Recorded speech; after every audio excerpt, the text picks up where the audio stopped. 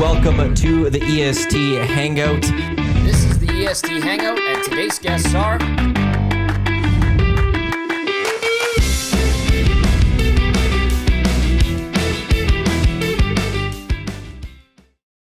Hey, very good Monday morning to you. Welcome to the EST Hangout presented by Sentinel Storage, live right here on Edmonton Sports Talk, your clear choice for Edmonton Sports, presented by Play Alberta. Thank you to everyone for listening across the Edmonton Sports Talk audio streams, edmontonsportstalk.com, TuneIn, iHeartRadio, Apple Music, for those watching on YouTube, as well as listening to this on podcast, wherever you get your podcast. Tom Gazzola and Matt Iwanyk with you here, and it's Monday, which means Murray McCourt. Yeah. Also with us from the ranch, as well as the VIP Golf Show. And how was everyone's weekend? How's everyone doing today? We're all good. We're all feeling great. Yeah. Yeah, no complaints today. Not yet, anyways. Ready for the little bit of the cold that's coming to settle in? Oh, we were talking about that with my family yesterday. We're 1 week away from December, and we've really had no winter. Minus 13 high coming up later this week. Right. So it's coming. But then if you look at normally it starts to warm up in March. We've even opened the golf course in March at 1 year in our 2 years in our history. So November, December, December, January, February, and then it's March. Like 3 months is the maximum winter we can have now. We've been pretty lucky, Yeah. in all honesty. It's been like really enjoyable, so I'm thankful for that. Knock on drywall. Wood, yeah. Yep. Yeah. Stud summer. You found the stud. Stud summer. I think it's been really pleasant. I was thinking today, what is the 23rd? 24th? Today's 24th, the month of Christmas Eve. So I think we're doing good in terms of like you can still see grass, and we've had a few dustings of snow, and it was frosty today, but you're right, Murray. Like this has been pretty good. Yet? Yeah. Well, you guys don't know what shoveling is, but condo life. But We pay fees so we don't have to shovel. Exactly. Well, I guess I could too. I could pay some neighborhood kid to come and That's shovel true. for me. But That's I true. always enjoyed shoveling.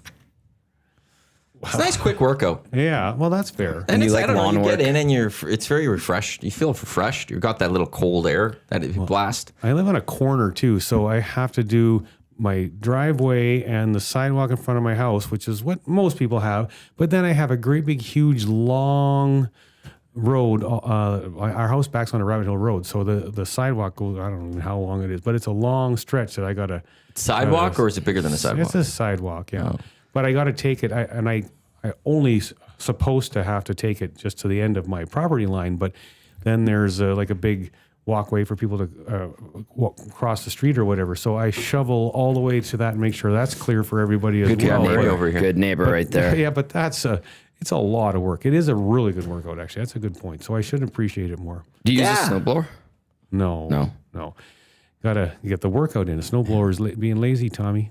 That's Be true. lazy. Wow. You know, I've always looked forward to shoveling, though, with my son. So last year he was 6, and I'm thinking, maybe Luke can actually be helpful when I shovel. So I would be pushing the snow off to the side. He would just grab it off the side where I just shoveled it and then throw it back onto the driveway. So I'm like, okay, Nice. I am not going to shovel with my son yet. He's not quite ready for this, so we'll see this winter. 7 now, maybe. Yeah, you got to start training him and learn the ropes. So then eventually you don't need to buy a snowblower. He's your snowblower. Right, I can just sip on hot chocolate, look out the window, and watch my kid do the That work. I like sounds it. like my dad. That's what I ended up having. I was the shoveler, de facto default shoveler, and I had to also do the lawn. Now he would have to yell at me to go and do it. Yeah. Or there was the expectation if it snowed, it's like, did you shovel snow? No. Come on, let's go quickly. And then we would double shovel together and it would be very, very fast. Oddly enough, both of my brothers didn't really have to ever do any of that Well, how did they get away with that? because they're punks. Are you the old one? Yeah. Okay, then I get it. What? You're the old one. That doesn't make it right. Well, not necessarily right, but I get it. Yeah. You're the old one. You got to get that stuff done. I did it. I minimal complaints, but then when they became old enough to know and be stronger, and I expected a little bit of help, and I got 0. Did you ask for it? Oh yeah, And they told you to pound sand. I demanded it. Yeah, Yeah. they told me to go and take a hike. Okay. Good brothers. I'm glad to hear you say though that I think you would have done the exact same thing if the roles were reversed. Yeah, This sounds like a baby boy. If you were the young one and your big brother asked for you to come out and it wasn't your parents asking, I don't think you would have went and helped. You know, out of love and respect for my older brother, if I had one, I would do it. And being thankful for how many years he did all that work without complaining that much. I would do it. Is the key. Yeah. I don't know if I believe this, but I was just going to say, I'm so glad you said that your dad had to yell at you about mowing the lawn, because I don't really remember this, but my job was supposed to be mowing the grass. And my dad would say, okay, the lawn needs to get mowed today, but I'd just be at the golf course playing golf all day. Way better. And then I'd come home and be done. Sorry, Dad, I was golfing. Working on my game. Next day, okay, cut it tomorrow. Well, I was at the golf course all day, didn't make it back. And so eventually my dad would just He'd do mow it every time because I was always golfing. He's probably pretty good at it too, because I know, Maddie wants a lawn. You talk about that last week. You're like, I like having. I miss having the yard and all of that. Some dudes, they do the lines in the grass like a certain way, or the patterns and stuff like that, which I tried to do, because I was like, that's kind of neat, but I didn't have the patience, and I don't know. So I just went up and down, but I got it down pretty good. Yeah, my dad would have to be like, can you mow the lawn? Like, can you? And I actually didn't mind doing it too. That one's there's an odd satisfaction to mowing the lawn, isn't there? It's beautiful outside. You're not doing it in bad weather. No, that's true. Generally. Like, you're not doing it when it's raining or anything. You accomplish something in nice weather. Yeah, that's true. Throw some music on. How do you hear the music over the lawnmower? Oh, I guess if you put the earbuds in, okay. Yeah, there's some earbuds. Especially the AirPods and stuff. And just get going. Okay, with grass, that makes it, but it's nice and relaxing. I don't know if this is true or not, but I saw when you see like the little factoids that come up in our elevator, we have them on the screens, and then you see them from time to time at certain places. But I saw a thing where that fresh cut grass scent is a reaction from the grass to like extreme pain. And I thought to myself, like, that doesn't seem right. So it releases that scent. I don't know. Maybe that's malarkey. I can't believe that to be true. I know. Doesn't make any sense. Yeah. It's such a great smell. You're going to It look is. that up now, aren't you? When you cut lawns, I have to. It's just the smell of it. And even when you have to put gas in the lawnmower, the smell of the gas is always great. There's a lot of good smells that are associated with cutting grass. Well, you're just outside. I mean, there's that smell in itself. Trees, whatever. Almost everything smells good when you're outside. Cutting grass. Cutting grass. I'm going to go with cutting grass. So to a certain extent, that was not incorrect what I just said. The smell of fresh cut grass is caused by greenleaf volatiles, which are chemicals released by the plant as a distress signal when its leaves are damaged. Because you're literally cutting them, right? Interesting. Yeah. It's a great smell. Learn something new Yeah. today. I think we'd all be a little distressed if we were getting cut by some random blades. So, Well, if you ever want to cut some grass, come on over. You can cut. I'd be too. I'd probably be too scared to ruin something at the ranch. Well, no, I'm not. Your I'm house. talking my house. Oh, Then okay. I thought you were talking about the do it. ranch with all the grass you guys have there. Wow. But I got to ask, I should Tommy, start a service. if you were asking about snowblower and taking the easy way out, you got to ride on a lawnmower too then, or what? No, there was no snowblower until my dad got older, and then he picked one up somewhere, and I think he was using. But their place now that they moved to, there's very little sidewalk. Yeah. That backs onto a small lake in St. Albert, and then instead of getting grass, they just put in turf. I don't like those. You don't? Nope. I think they look great. terrible. Oh. You could tell that they're fake. Yeah, that's why they look terrible. There's very minimal turf. I think it looks good, but Some of them you have to be really like from afar. Some of them look pretty natural, I think. But then Right now they once you- wouldn't. no, Well, it doesn't. that's No, it true. looks like it's middle of July without the snow. So Yeah. I am just very much against turf. Very much against. Matty, like these lots now that these new homes are on are so small that the amount of actual grass, had they put landscape grass in, would be not worth having a lawnmower for. There's other ways to do it then. Don't use grass. Put rocks in or other Yeah. things. There is that. Like, it's, put a garden. if you saw it, you'd be like, I- that's pretty nice. I am just outright against turf. No, I wouldn't say it's nice. They're 70 I years don't, old. Well, no, I don't like turf. I just I have a thing against artificial turf. Don't like it in houses. Nope. What about on football fields? No, I'm not a fan.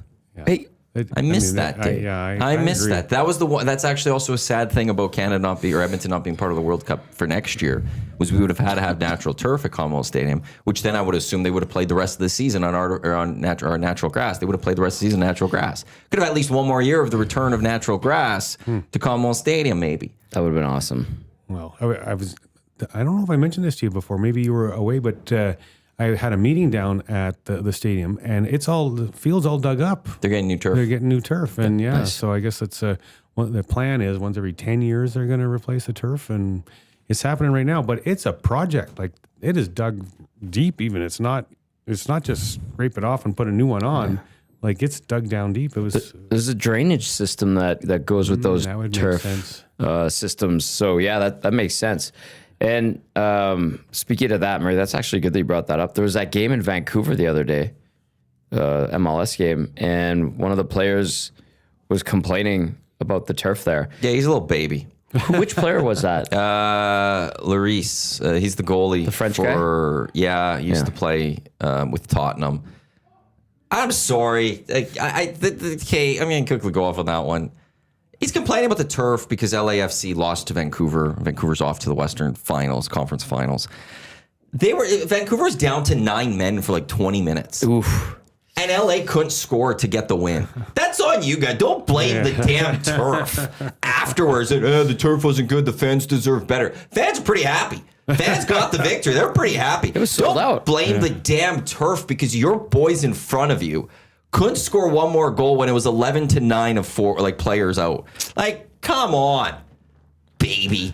Oh, wow. He said something like the turf that they use in Vancouver is worse than some lower divisions in France. That was the critique. Yeah, you don't like it? Pay for it yourself. You've made enough money in your career. Give a donation to BC Place. There you go. They also weren't going to replace it until next year because they've got the World Cup coming.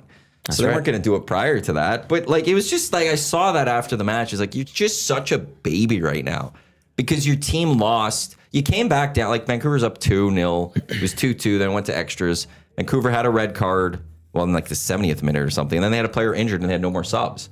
Yeah. So they were down 11-9. Don't sit there and blaming the damn turf. Oh, he did. This is a good rant. I'm liking it. Yeah, me too. Yeah. It's clear, concise, to the point. Well done. Just a baby. Just an utter baby. I did listen to him and I was like, oh, okay, I guess. That turf at BC Place, I believe, has a connection to the turf that is being replaced here because those were World Cup 2015 Women's World Cup turfs, I think. Vancouver might be different. Yeah, I don't know if Vancouver's changed since. The but one they here, had one there too. The one here is from the 2015 Women's World Cup, and it's a soccer specific. Soccer specific. Yeah, it's designed for soccer. Yeah, The one that's coming here? No, the that one they put in. had. Oh. Yeah, and It's why the 18 Grey Cup was all slippery. yeah, Because the soccer one freezes, like turns more into like a sheet of ice quicker Yeah. than a football one for whatever reason with the pellets and all that stuff. Yeah. So remember, it was like a sheet of ice and players were slipping all over the Super place. slippery. It was that problem because generally soccer doesn't play on that and Right. football is used to playing on that. and the way the fibers are woven is different than a football specific field turf. And so this was all, I was enlightened by a girl I was seeing who played NCAA soccer. And she said that they had to play on football fields, right? Like multi-purpose facilities. And she said the turf was awful. It would create ankle problems, tear up knees. And then it's vice versa for football players playing on soccer turf. Like, it's not good. Wow. So not a good decision to have that, but it'll be really interesting to see the difference and maybe hear what the players have to say about the difference in the turf. But you were talking about drainage too. You remember 2 seasons ago, it was raining. It was raining hard, but then like it was flooding there, and the turf was like coming Bubbled up up. and bubbling up. That was that one corner, right? Yeah, that was so weird. Something I don't know, that the drainage system must get gunked up, you know, because there's so much stuff that's going on around there. But I remember that they were like stepping on it and you could see it. It was like creating a wave. Yeah, it's kind of neat. Not safe, probably. Either, They finished that game. They did finish the game. Yeah. Huh. Yeah, that's interesting because, and maybe that was a sign too that it's time. aging is time, and so now it's going to happen. It was weird because they added turf around the outside of the field, and it was raised up, and you could tell it was not the same turf. If you from far away, and I think on TV you couldn't really see, but when you got up close, you're like, oh, this is different than what they're actually playing on, and it kind of like it had a little mound on it around the edges. It was interesting, but good. They need to replace it, so nice that they're doing it now. Yeah. Well, we're talking that. I'm really curious, Maddie, your opinion. 2 signings from the Elks this week, including somebody that none of us thought was going to be coming back, Robbie Anderson. Robbie Smith. Or Robbie Smith, sorry. Yeah. And so he signed back at a big buck contract when he was at It's less than what he was before, but not by much. Not by much, yeah. I'm surprised by that one. That one I figured you would be. I mean, I think everyone was. I thought he was gone. Clearly, Ed still sees something in him and saw something in him this season. That not many others saw. That they believe that he could be part of what this unit is going forward. Yeah. They're making a few. Noah Curtis was re-signed. Mm-hmm. Cordell Jackson. But on the D-line, Noah Curtis was re-signed. Brinkman signed because he was on a 2-year. I do want them to sign Kongbo. I do want them to sign Noah Taylor. But I think signs are pointing a little more that maybe a Jake Seresno won't be coming back. Wow. Unless he takes a pay cut. Okay. What Demetrius Maxey gone? What is that all about? And he brought Seresno with him. I think that's a sign. If Demetrius Maxey's not back, I mean, Jake Seresno came out here to play for Demetrius Maxey. He's gone. I think that's the writing on the wall that Seresno's not going to be back. The thing is, Seresno was at Grey Cup week with like some Elks, he was there with it was seen a few times. Yeah. So I don't know what that means, or if that's just they're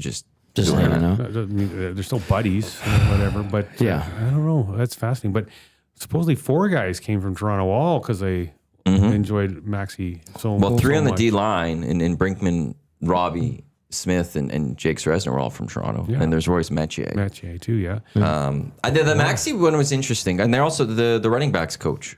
Tristan Dice. Tristan Dice, yeah, he's not back. He was a big golfer. He golfed at the ranch all the time this summer, yeah. I'm intrigued about that one because Rankin kind of blew up on the scene this year. But I'm wondering if maybe they feel like, and also like these guys might be going different opportunities. Right. Like who knows? We don't. I don't know whose choice it was. If they were told they weren't wanted back, or if they had other opportunities and so they aren't coming back because they're going to land. In Ottawa with the maybe Maxey's joining Ryan Dinwiddie up there. That is something that crossed my mind. But why would he leave Edmonton for Ottawa? I don't know. Because he was a special teams coordinator and a D-line coach. Maybe he's getting a DC or something. Yeah. Maybe that's what you're going to see potentially. Or maybe it just didn't work here. Or, there's a lot of those the different things. But it was interesting. Like with Maxey, it's okay, the D-line started slow. They did get better. But you wonder, like, special teams wise, which I thought for the most part was pretty good this year. But that's Killam's specialty. So who was really the special teams coach? Well, and then maybe they kill him after having being a year of a head coach, is sitting there going, you want to know something? I now know what it takes to be a head coach. I can handle special teams. Yeah. I can take that over. I'm really good at this. And I know it's not going to interfere on me being a solid head coach. I know now what I have to do. So maybe that's what we're going to see. Like if we don't see a special teams coordinator hired, I think then that's kind of what this would lead me to believe is that Killam wanted it. He was heavily involved with special teams still. Yeah. Which would make sense because Maxey never did it before. He was not started that. Yeah. So, but I don't know. I don't know what to make of the D-line as much. But it's I'm still expecting Morgan's not going to be back. Agree. Still expecting Trey's not going to be back. Farhan had the report during Grey Cup. Said what? Expect that he'll be released in the coming weeks. Yeah. That they're still looking for a trade, but unlikely because of his ticket that they'll get a trade, so he'll get released. And that probably both parties are ready for different scene. It's crickets on Fajardo still. Is he on holidays? I don't know. I'm just assuming. I feel like this week we're gonna get something. Well, I better, or I then because Trey's not going anywhere if Fajardo's not going to come back. Not necessarily. They might still say. Oof. And then where do we go? Like who's Cole Snyder era, Cole baby. Snyder? Oh, Let's boy. go. Well, so then the names that come up would be Drew Brown from Ottawa, Dustin Crum from Ottawa, Nick Arbuckle, Chad Kelly from Toronto, one of those guys maybe. That's kind of it. Jake Mayer, I don't think Sask would move on from him. So how are you feeling about that? That doesn't. Oh, it doesn't no, get no, me it's excited. not. No. Not great. That's why I think it's forward just, over that. I believe we'll have Cody back in Edtown. I think we'll see that Cody will be announced. He's returning he'll sign a 2-year deal or something. Well, the crickets need to go away, and something needs to happen there. I mean, it's not like Herbie's not on holidays; he's signing guys. So Yeah. I don't know if Hervey ever goes on holidays. yeah. Well, he's at the Grey Cup, he said. So Yeah, he's probably still working. He would have been still working and all that stuff. But didn't you say he was putting in time with everybody every night? He's in the spirit room, and he was talking. If he Yeah. wanted to go talk to the general manager of the Edmonton Elks, there he was. He was open to talk to anyone. That's good. And that's just... I didn't see Dickinson in the Stamps house. Obviously, the Riders were playing in the game. Obviously, the Owls were playing in the game. I don't know if... I didn't... I heard Pinball was around somewhere. He did a tour or did a loop. O'Shea was there for a little bit one day, but you didn't see those guys generally. You didn't see Ryan Dinwiddie just hanging out the whole time when I walked in the room. Didn't see him. Like it's kind of like full credit to Ed and Chris Morris. And I was talking to JMO about that. I just mentioned it to him, and he says something along like, "Yeah, Ed's always good at that. Ed's always been known to be good at that and understanding that part of this game where the CFL is." And it's you're not going somewhere and just having Stan Bowman open talking to Oiler fans. No, that's true. Or any for an extended period of time over a couple of nights. And that's something you get with the CFL. You can get that, but especially here in Edmonton with a guy like Ed, he's going to sit there and he's going to talk to you. well, I assume that Ed approached you and said, as the pre and post host on EST for games, I value and trust your opinion. Give me some ideas on what you think we can do to improve. He came to you and did that, did he not? Yeah, not a chance. Not a chance. Did you talk to him? Yeah, we had a quick chat. Oh, okay. Yeah, I ran into him, and it's always great seeing Ed. Yeah. It's always wonderful having a chat with him. He is very pleasant. Going into the Labor Day game, he was, at the whole hotel we stay at, there's a keg right there, right? So it was Dwayne, Chris Edwards, myself. I think Dusty showed up a little bit later, but we were there early, and Ed sent over a round of beverages and came and chatted for a bit. Just didn't have to do that, but really nice. But him and Dwayne Ford were getting along very well. They get along very, very well. Yeah, it's interesting. It's interesting. I don't think he's as harsh as he was the first go round as GM. But yeah, maybe I don't know about that first. But I always feel like when you got a chance to talk to Ed, like if you weren't in an official role, he was always open. He's always been a guy that's open to conversations and chats. Because I've had a few really good chats with him, even in his first time with the Eskimos at the time. And then I remember he was like the star of the 2018 Grey Cup. He was around, and everyone wanted a piece of Ed Hervey. And also, shut up, Chris Morris was there too. He was in the rooms chatting with people too. And again, you could go walk up to the president of the Edmonton Elks and have a conversation with him. He's a huge human being. Yeah. He very much is. He very much is. He is very big. But He was easy to spot. Or it's one, is that Dusty or is that Chris Morris? You know? Yeah. that's a good. They're pretty similar. If they were walking side by side and you saw them from behind, you would have to take a quick second to be like, which one's a which? Big man. Don't want to mess with either. Yeah. Offensive linemen are not small. No. They're giants, man. Yeah. It's crazy. But yeah, I'll say this though, just because the CFL free agent official list doesn't come out for a couple of weeks. There's a lot of good receivers out there that aren't signed at the moment. Well, Ed could go do something there. He will. That's definitely a weakness that needs to get sorted out. Yeah. And there's not much else. No, they're on the right path, 100%. It's the D line. I want Kongbo, I want Taylor back, and then I'm happy. Linebacking's locked. Secondary's locked. O-line, one more. If right now, if let's say Cody's back, the four things I want to see Kongbo signed, I want to see Taylor signed, and for agency I want to hear receiver, I want to hear offensive lineman, and then I'm good. I don't think I need to see anything else from this team to feel very good about next season. Yeah. And then just beyond that, it's just those press releases that get thrown out every couple of weeks of we've signed these 3 names that none of us have ever heard of. Right. Just hopeful that one of those guys will be a name we're talking about a year from now. The next Brandon Zylstra. That's Exactly. right. Yeah. Although I'm really hoping that one of those signings ends up being a quarterback because Cody signs great. We've talked about this before. He's not the long-term answer here. He's just an average quarterback.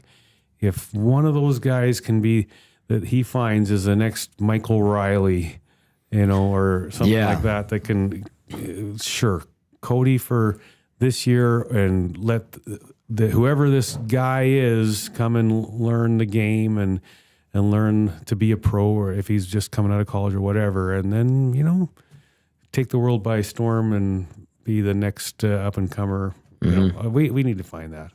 I'm curious about Elgersma and Rourke and where they end up. Yeah, I don't know what's up with Curtis Rourke. Yeah, Elgersma is just kind of waiting it out, apparently. I was listening to the boys from 3 Down Nation talk about it.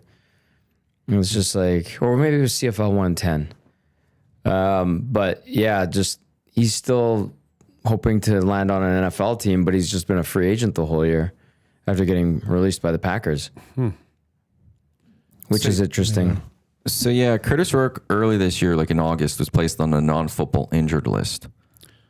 So that's stuff that's not sustained in the NFL. So he was injured during in Indiana University. He fell down the draft board compared to where he was supposed to because he was hurt. So yeah, we'll see what he does with San Fran next year. I think Elgersma is probably a guy that's just like, hey, let's get through the end of this NFL season. Let's do some workouts for some teams and see what sticks. And if not, off to Winnipeg I go. Who has their CFL rights? Winnipeg has Elgersma, Saskatchewan has Rourke. Yeah. Not the double E, hey? No. But those guys coming in could have ripple effects. Well, sure. But aging quarterbacks where they would be coming into. Yeah, that's like true. for Winnipeg right now, you're just hoping Elgersma signs this year with you because then you could go one last year with Zach Claros and get ready for Elgersma. You've got your guy in waiting. Yeah. We'll see what Saskatchewan happens because maybe Harris retires now. He was talking about it at the start of the season. He wanted to start doing TSN stuff. Well, he even said he says Saskatchewan, let's go for back-to-backs, but then he reclarified the organization go back-to-back. He still has to decide his future. Right. So he's not fully like, yep, let's go through this again. Right. But if he comes back, that gives him a little time to see what happens with Curtis and the 49ers. If he doesn't come back, well, it's Jake Mayer time. Well, 49ers got, Purdy's not obviously their guy, but they did pretty darn well without Purdy for most of the season, so I think they're pretty set They're a at quarterback. system quarterback team. Yeah, You could slot almost anyone in there, it seemed like. How did Purdy get the job? They had they went through 4 quarterbacks that one year. They went to the NFC Championship game. And where did Purdy come from in the beginning, right? Exactly. He was the last man, last right? man, yeah. Last pick. Yeah. Mystery irrelevant. And, That's right. And he's very relevant. That's right. Yeah. Yesterday, watching the Sunday Nighter, Teddy Bridgewater, they're like, yeah, last year he was coaching high school football to success, and then he's back in the league. I'm like, oh, okay, that's right. He was out of the game for a bit. And then I watched the Cardinals yesterday, and boy, did they blow it too. Although something happened that I never knew in that game. I think it was a Jags player. The Cardinals on a punt touched the ball. Oh, yeah. And then the Cards, they're right near the end zone. They batted it out. Cardinal Threw it player out, or yeah. the Jaguar player caught it, ran into the end zone, got tackled. Everyone thought it was a safety, but it's not a safety. No. Because it's the first touch. You could go back to first touch. So if he returns it for a touchdown, they could take the touchdown. But if not, they could say, well, first touch was there, so it's a touchback. Yeah, that was weird. Yeah, and the announcers didn't know it for a bit, and yeah, it was that was a weird play. Yep. And they threw it out of the end zone, like the off the hop. the special teams player from the Cardinals jumped into the end zone and threw it back out. I love when I see those things. It's the same as who's the first team that did this? A couple teams have now noticed it. If you have a short kickoff or kickoff at like the 50 or something, because of penalty, teams are kicking it out of bounds because the rule is it's 15 yards from the spot of the kickoff or something. Okay. So they're actually like going to like the 35 or something. Yeah. So it's like, yeah, and teams are now just kicking it out of the end zone. Or not out of the end zone, out of the sidelines. Yep. And getting the penalty because it's just field position is better. It's not like a normal one where it's like right at midfield or something like that. So I noticed that. I love when coaches find things that you're just like, oh, that's smart. But the league can button that up. I mean, that kicking rule, we're so new into it that there's gonna be tweaks to that over time. Yeah. I would think. But you mentioned Jacksonville, and we talked about it before the show. Carolina, like two teams that have been bottom of the barrel forever. Since day one. They came in together, didn't they? Like mid-90s? And Carolina, they had one stretch where they were okay for a while. they got to the I feel Super like. Bowl Yeah. and lost to the Pats in 05. Right. Yeah. But for the most part, those two teams have been bottom feeders, and they're good football teams. Yeah. Well, the Panthers are a weird one. Like they're probably the most under talked about 6-5 team. They're 6-5. But if they win tonight, they're top of their division, I think. Wow. Go Yeah, if they win, like Bucks are 6-5, Panthers are 6-5. So Panthers still have a bye coming. But if the Panthers win today, they are sitting top of the division. And we all had that one pegged in the beginning of the Right? season. Yeah. Like that. Yeah, that's great. That's awesome. I mean, Jacksonville too. Like great to see that. It's the same old aren't always up there. And then in New England too, 9-2. Yeah. Who had that one? Well, the AFC right now looks like the AFC of the 2000s and the early 2010s. You got New England, you got Indy, you got Denver at the top of their divisions. Yeah. And then you got the Ravens are now back atop. They're on fire. They're on top of the AFC They're on North. fire. Oh, The Bills are not on top of their division. The Chiefs are not on top of their division. But the Ravens, who started 1-5, we're on top of our crappy AFC North. Bills and Chiefs. Like, They're just my like goodness. back and forth. If like KC snuck one out yesterday, but if they lose that game, they're not making the playoffs. And, Yeah. and now I think they're in a good spot of making the playoffs. yeah. But if that was huge win. Though. Absolutely. Well, who's a dominant team that you trust in the NFL this season?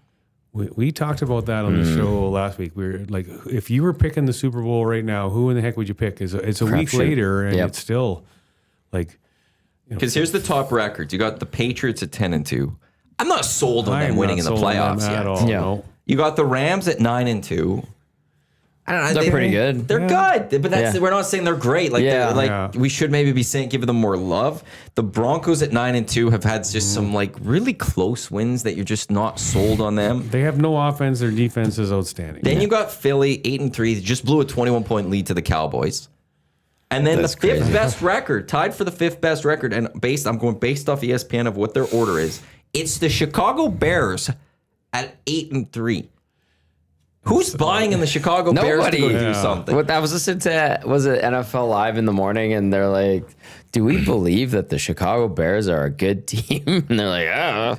Well, the thing is, though, the Chicago Bears got a new coach. They got the coach, Ben Johnson, out of Detroit, the Yep. one that everyone wanted, Yep. and they got him. Maybe he's a good coach. Maybe they had some talent there that wasn't getting utilized in the right ways, and he's gone in and pushed the right buttons, and they're a football team. And then that's where the opinion starts to shift because he had convincing to do, and now he's convincing some people. Not all, because everyone was like, they shrugged. They're like, we don't know. Are they actually really good? Nah, I don't know. I kind of chuckled because that was the topic. Are the Chicago Bears good? We don't know. The Packers I'm not sold on when you look at some of the losses that they've had. The Buffalo Bills now you're not sold on. 49ers I'm not. The Lions make a comeback against the Giants. Yeah. They're blowing it to them. Like the Ravens I was are watching not, that one too. Ravens offense is struggling. Their defense isn't that good. I'm not sold on them.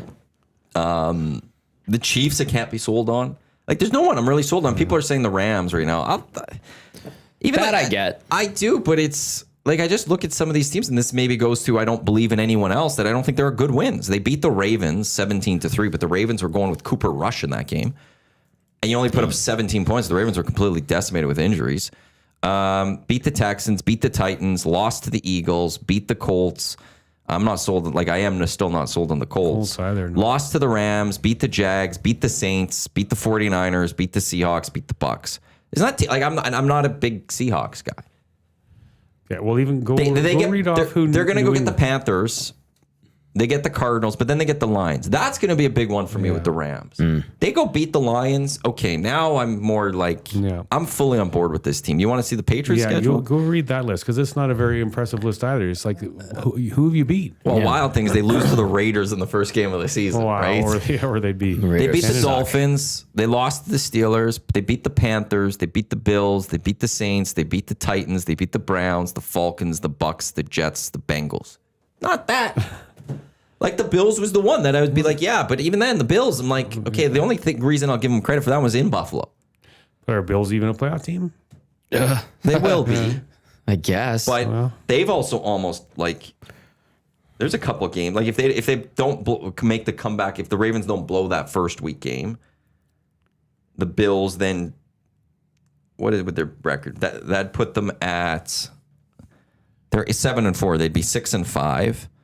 What game another game did they have a comeback in?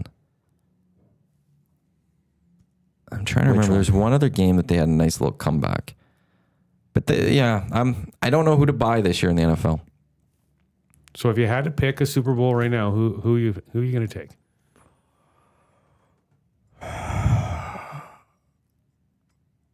One Super Bowl right now. Yeah. My mind is going between the Chiefs and the Rams.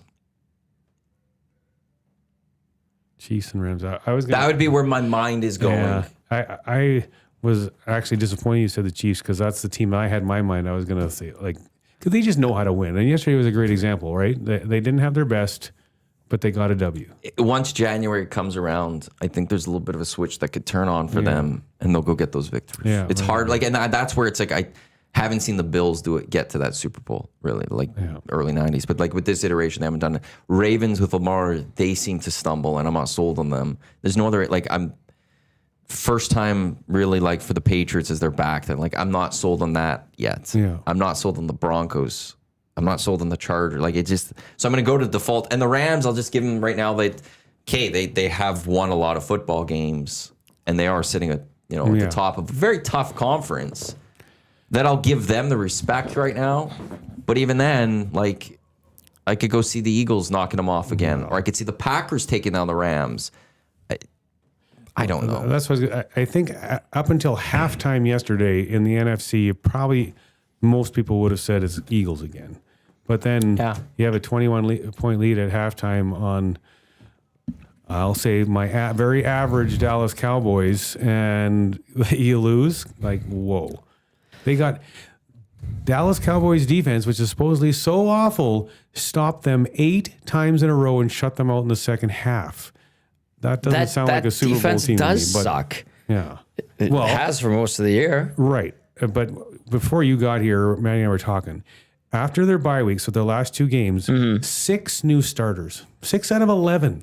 And they're waking up. So 2 of those starters are back, are trades that happened over the bye week, and 4 are returning players from injury, including DeMarvion Overshown,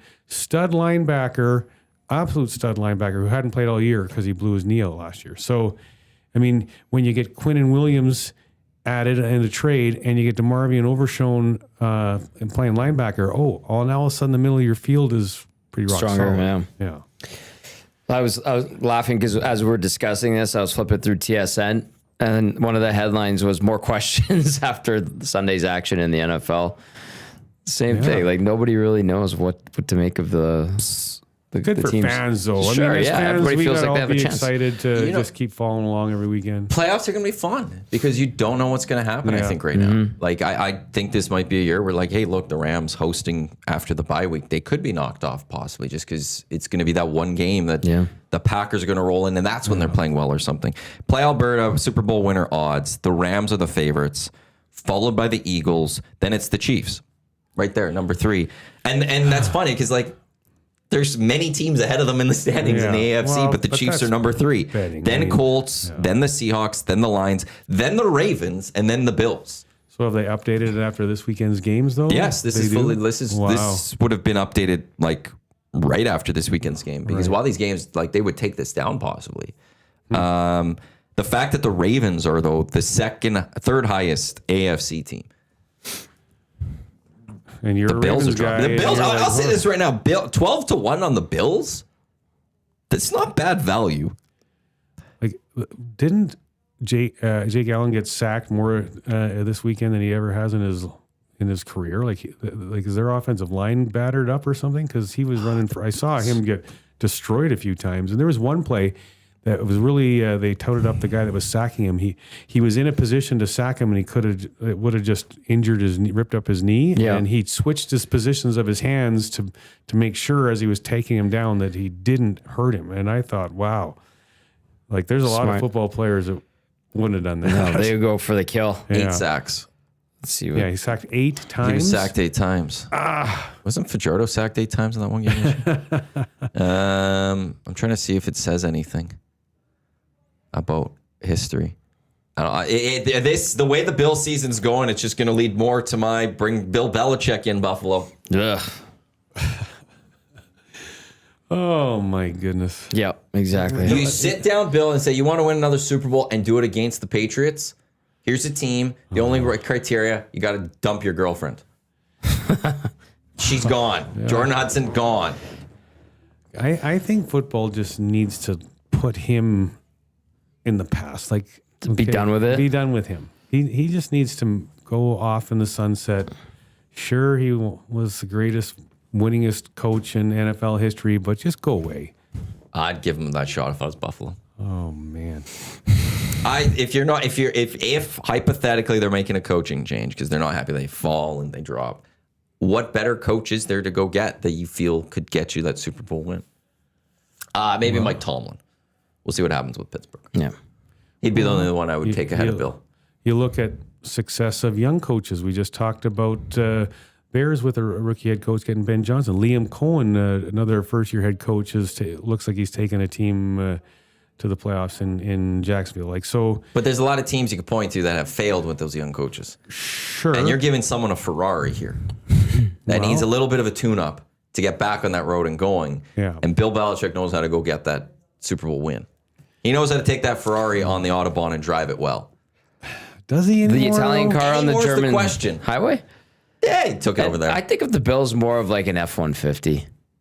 They're not that nice. They just keep, they get close, but No, I get it. can't get over the hump. Yeah, I see what you're saying there a little bit. Yeah. I've been on this since last year. Bill Belichick to Buffalo, so I'm sticking on that one. He just got cut the girlfriend aside. Apparently, his daughter-in-law laid into her in like an hour-long thing recently. Seriously? New York Post or something had a big story on it and Bill was in the room or something, but her husband is Bill's son, who's the defensive coordinator. Yeah. And apparently just laid into Jordan Hudson for like an hour long or something. Wow. Do you guys Called know, her bat shit. Oh, that shit crazy. I said that word. bleep crazy. is what you Yeah, meant to he say. did it. I meant to go bleep crazy. Yeah. So sorry, kids. Well, do you not think, though, that, Bill Belichick at this stage, he's a reality show. He's not a football coach anymore. He's kind of become a caricature. He has. Yeah. I am actually worried about his mental well-being, whether there's something wrong. Like if this happened where his daughter-in-law just shredded his girlfriend for an hour and he's in the room, like what's he doing? Just like, I don't know. Don't say somewhere that. you got to step in and end that. Yeah. Yeah, somebody's got. That's where I do wonder just about mental well-being. But if he is fine, like I believe for everything that we've known of Bill Belichick, if Terry Pagula called him into a meeting and said, look, I'm going to give you the Buffalo Bills. Go win us a Super Bowl. Just dump her. I think he would choose a chance for a Super Bowl over his 23-year-old girlfriend. Now, He's had his fun. Pagula, that's an interesting one because as an owner, there's stuff about him where like he sent in his Kim Pagula before she got sick. I think she's okay now, but she was like running a bunch of stuff with the Sabres, and obviously the Sabres are a mess. And we had Joe DiBiase on before the Oilers Sabres game 2 weeks ago, and Joe was kind of I'm paraphrasing here, but he basically said that the Pagula's ownership status, like with how bad things are with the Sabres, how successful the Bills have been, have kind of glossed over how they run things, and the perception is they're good owners, but really they're just as caricatures of real owners themselves. So even more reason to bring in Bill and his little where he is right now. This is all just playing into the perfect. Exactly. In February, we're getting a press conference in Buffalo, and Bill Belichick's going to be standing there in his Bills gear, and we're going to bring this back to Buffalo. And his girlfriend? No, she's got. I still have that. She's getting dumped. Oh boy, they're so in love. Yeah. Yeah. Yeah. Yeah. They are. She wants, and she just. I don't think it's necessarily the money completely. She's after the power and stuff, and the way she gets to dictate things, and but she's now going after Pablo Torre and stuff. Really? She's threatening to sue him or something, and people are like, "You're not going to want to do that because then Discovery's going to come in, and giving Pablo Torre a chance at Discovery is going to destroy it." He's pretty good, Pablo He's very Torre. good. I think he's got his bases covered. Who broke the NBA scandal? Was it him? Pablo. Yeah, and there's some news He on broke that. something on Hudson and Bill initially. Yeah. He's worked on a few things. Pablo Torre and them. Yeah, there's. Yesterday she posted like a picture of her media pass or all access pass for North Carolina and just posted, "I'm suing you, Pablo," or something. And You don't want to post a picture of any media pass because then it can get copied. So that was stupid on her part. I've never learned. I never was told that. I Yeah. honestly never remembered. I've done that before. I mean, I don't know did if a media pass once. teams or leagues. Well, I know the NHL does when they do the Stanley Cup one. I read they're like, do not put I should read that pictures of this up because like people can. And there's videos. There's like social media people, influencers or whatever, that have seen a pass to an event and they'll take it and then they'll go into like Photoshop and they'll recreate it and they've gotten in and they've made it work. I think there was a Super Bowl where a guy did that a few years ago, and It was the last home game of UNC though for this season. So okay. Then she's they are okay. they are still possibly bowl eligible. They might make a bowl game. They might not make a bowl game with Bill Belichick. Well, then why would the Buffalo Bills want him? Because it's a different college is different. I The know. recruiting's different, and again, unless Mike Tomlin, like if the Steelers drop the ball here, don't win the division, the Ravens get past them and keep it. I do wonder if that's it for Mike Tomlin in Pittsburgh. Well, they're probably due for a little bit of a refresh. I Yeah. agree, but I think there's a lot of teams and then should be hunted. he would be unemployed for. There would be teams firing their coach Yes. to get a chance to hire him. Yeah. And that would be the one if I was Buffalo, then maybe instead of going for Bill, I'd be like Mike Tom would be a good one to bring here. I'm with you on that one. They've had 3 coaches since 1969. Is that Something it? like that. Yeah. I don't know the Very exact year, impressive. but yeah, it was Chuck Noll, Yeah. Bill Cowher, Mike Yeah. Tomlin. That's it. That's insane. I really dislike the Pittsburgh Steelers. I really do. But clearly, when they're in that situation, they've been successful all along. Like, that's a very well-run organization. They could probably teach some lessons. It's wild that when you look at the teams that have long, stable head coaches and stuff, that they've generally been pretty good. Yeah. And the teams that constantly make changes generally haven't found a way to get good again. Yeah, like in the NHL, 2.5 years is the average lifetime of a coach right now. That's crazy. Makes no sense. Speaking of Pittsburgh, a team that could learn a little bit about how to run an organization and stability would be the Pirates. What do you say? They like losing? Oh, they never wanna hate be good? baseball. They hate baseball. That's right. The owners hate baseball. Like Yeah. there's some of those. Their owners just don't like baseball. I don't think. Yeah. They're there for the money to try to make it. Well, then maybe they should try to win a little bit more and Wow. they can make more money. I don't know. When was the last time they were good? 17 or so. They made the McCutcheon playoffs. or something like that. Was that the name? Yeah, they had it was like McCutcheon. back-to-back years they made the playoffs. You're like, hey, look, maybe they're back, and then they've dropped off again. Yeah. The one thing they should do is trade Paul Skeens to the Yankees. He is a good, what do you want, the Cy Young, right? Yeah. No He's a good bias damn in pitcher. that ask, hey? Not at all. Well, there's a report about Bichette and the Dodgers today. Is it? Yeah. There's a big trade in with the Mets and the Rangers yesterday. Was it the Rangers? I think it was the Rangers. So big, I never even heard about it. So Yeah, I didn't. A lot of people. It was a blockbuster trade. A lot of people Really? calling it like outright. Marcus Semien was headed off to the Mets. I think it was the Rangers. Yeah, we're getting that time where the Dodgers will sign a lot of people and they'll somehow be back at it for next year and stuff. By the way, this is the EST Hangout presented by Sentinel Storage, Canada storage experts, more than 2 decades helping Canadians through life transition. Canadian storage provider by Canadian. Find a convenient location nearest you at sentinel.ca. This was being rumored yesterday, but now it's been confirmed. Castor 1990 and the Nasty Chat. Guns N' Roses announced for Commonwealth August 26th, so that's 3 major concerts next year. All rock at Commonwealth Stadium. AC/DC, Guns N' Roses, Foo Fighters. Which one will you be at? a whole lot of none. But you know what's interesting? Part of the reason I was at Commonwealth Stadium a couple of weeks back is I was looking at getting a different suite, like one out in the stadium. Ooh. And it's Before you continue, where were you this year? same spot. They still put you in the same Directors spot? Club. Yeah, even though the gym is in there. There used to be 4 groups of 10 in that space, and now it's just 2. Okay, because that's just one. Because I know they were putting that gym in there. Yeah. Because that was in response to the CFLPA poll and stuff. But then I was wondering where you went, and I completely forgot to ask you. So that's where you were this year. But you were looking. Okay. So Sorry to interrupt. Looking at getting onto the concourse, just because the one little piece that I kind of miss in my space is don't have the outdoor ambiance. Yeah. Yeah. And so looking at one outdoors, and if it would have been a 10-person, I probably would have gone forward with it. But the only one they have available is a 15-person, and I didn't want to. That's to 15. Get 15 people to every game is That's a lot. That's a lot of work. So didn't want to do it. But the suites come with you don't get them for free. You have to buy them, but you get your suite for the concerts.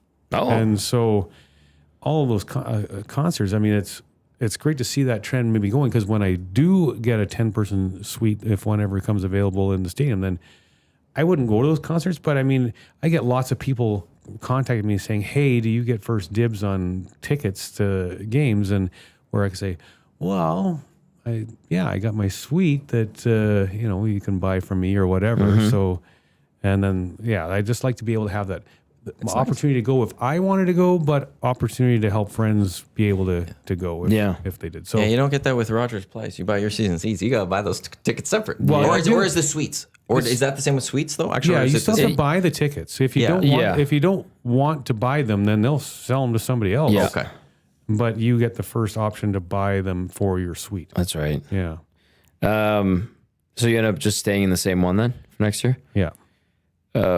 So there are 10-person suites. There are 10 people. They're just not suites, available. and there's not available.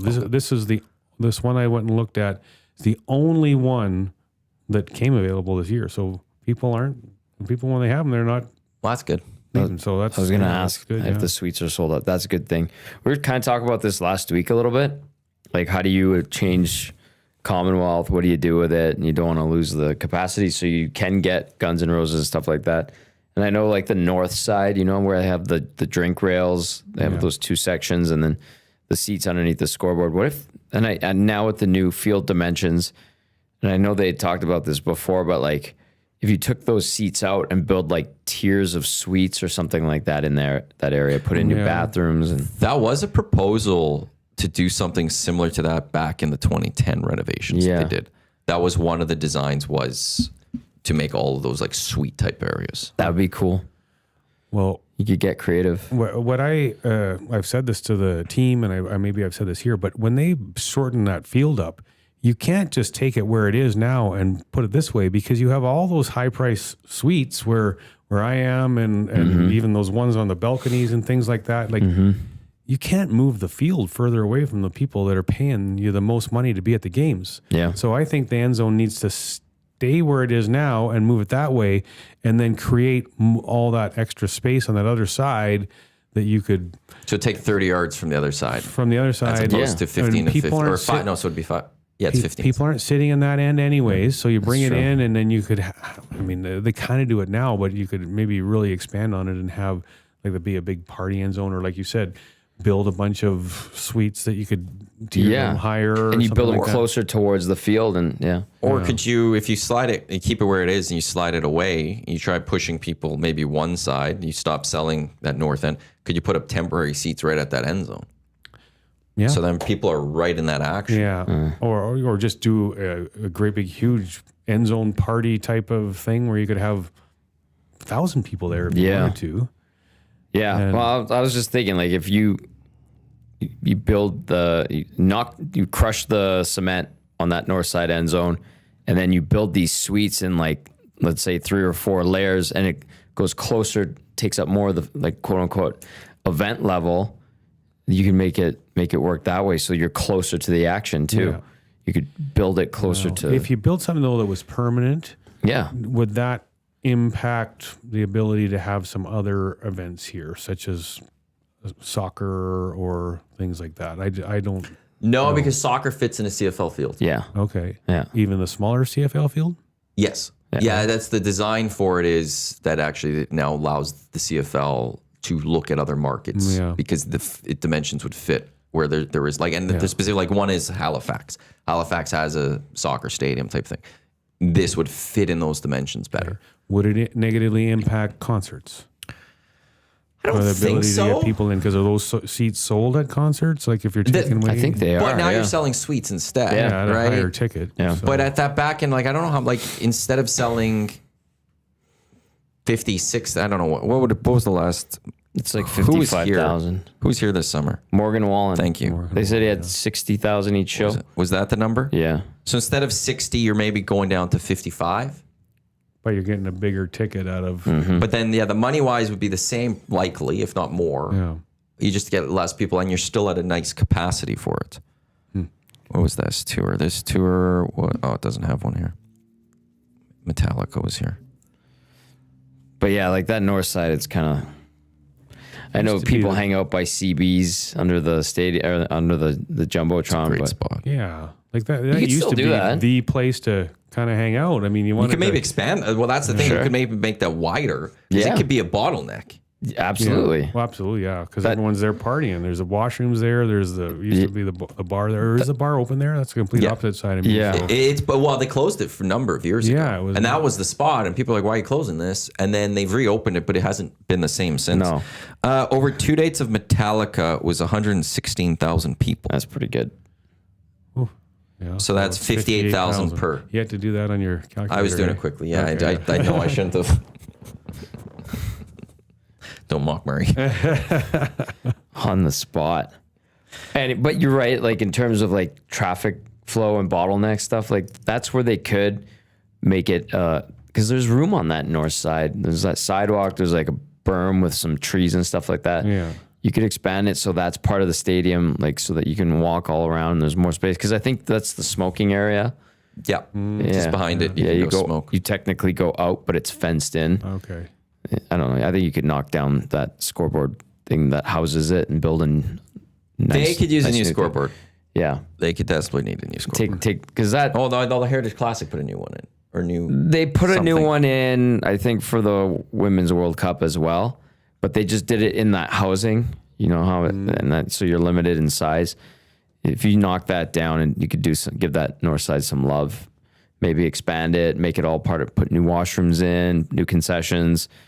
And then you build up like the things that they're doing with these scoreboards now are unbelievable. I mean, you look at the ballparks and how they turn the outfield, like what used to be like advertising spots where they'd have big banners and stuff like that. They just rip those down and put scoreboards in. And you sell way more ads on the scoreboard, right? And you have this monster scoreboard. I think Cleveland has a huge one. Chicago at Wrigley, they put in 2 screens, I think, that a lot of people didn't like because it was not as traditional as they would like when Wrigley Field was more. Like Wrigley Field didn't get lights till like 1988. It was all day games there. Wow. Yeah. Because guess people don't work in Chicago then. Evidently there's a not. famous rant. Lee Elliott, is that his name or something? Ripped people, like he was going after Cubs fans. He was a Cubs manager, and part of his like basically like they don't work, like they're always here and because there's day games, and it was find the rant one day. It's like really good rant. That's funny. Anyway, I can't play it on here because full of swears.